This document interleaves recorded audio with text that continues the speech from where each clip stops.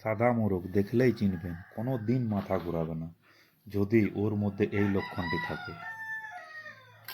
ও পুরো সাদা গাটায়, ডানায়, গায়ে, নেজে, যে কোনো জায়গায় যদি একটি মাত্র কালো পালক, সেটাও যদি ফুল না হয় পালকটি, বা একটি ফুল কালো পালক থাকে, সেই মোরগটি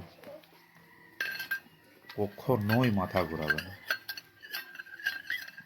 আর মোরগের মোরগের ওজন বাড়াবার ঘরোয়া পদ্ধতি: ডাল, লাল ডাল, বাদাম, চাল, চারটা জিনিসকে সমান পরিমাণে ভাজতে হবে।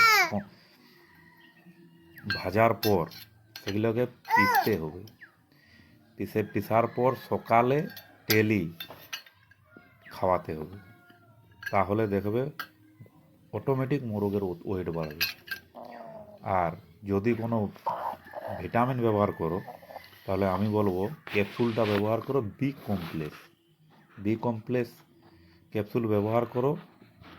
মোরগের জন্য খুবই খুবই ভালো বি কমপ্লেক্স।